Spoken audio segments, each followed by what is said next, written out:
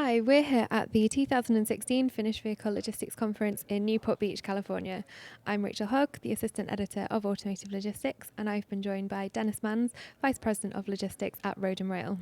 Dennis, as someone who's made the switch from an OEM to a provider, do you have any new perspective on the industry? Good question. It's been a great first several months transitioning from an OEM to a provider. I've always kind of been aware of the issues and the challenges the different providers face. And frankly, because I felt that the better job I stayed connected with the providers, the better job they could do for my OEM employer.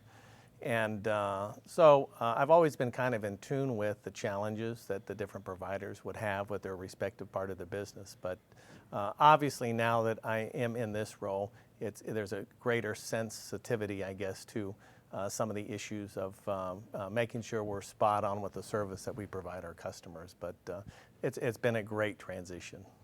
Okay, and how is Road and Rail's business doing in North America? Do you have any plans to expand this year, whether that's in the US, Mexico, or elsewhere? Yeah, no, our business is very good. It's just kind of like the name says, Road and Rail.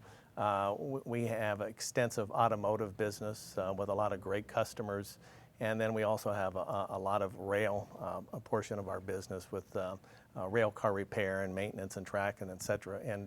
And frankly, our different segments are doing extremely well across the board.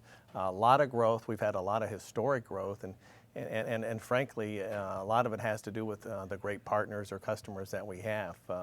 So we're pretty optimistic about how the year is going to go. And what's the fastest growing part of the business for automotive at Road and Rail?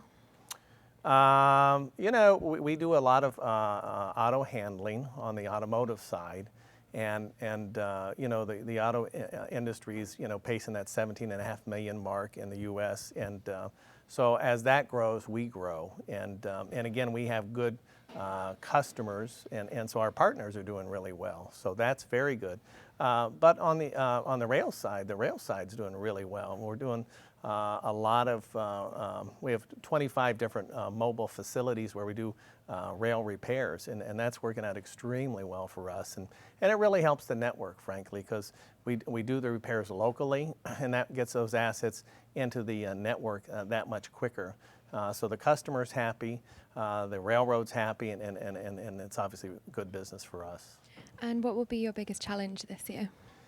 Managing the growth to make sure that we continue to address the needs of our customers and keep our levels high. But we have very high standards for ourselves, which our customers appreciate, and so that challenges us every day to make sure we attain those standards. So. And yesterday you said that OEMs don't always consider yard design carefully enough. So what might be the things that OEMs could do to yards to improve cost and efficiency? Good question, big opportunity. With facilities, if you have a bad facility that's poorly laid out or there's not enough capacity, every day is going to be a struggle. But on the flip side, if you have a good piece of property, well laid out, good design, it's going to make your day go a lot easier and things are going to flow.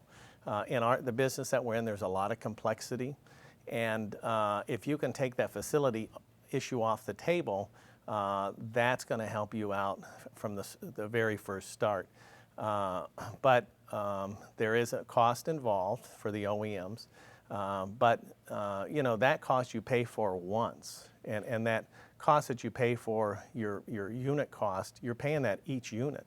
So if you can put a plan together where you can absorb that cost, have a good layout, that will reduce your cost per unit for every vehicle.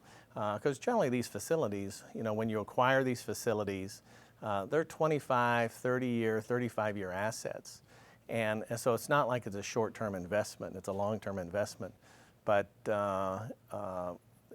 for the OEMs, you want to step back and see what your needs are, see what your opportunities are, and with a properly laid out facility that's properly sized, see if you can absorb those costs and put those changes in place, and it'll help you out operationally and it'll help you out financially. Great. Thank you very much for your time today, Dennis. Thank you.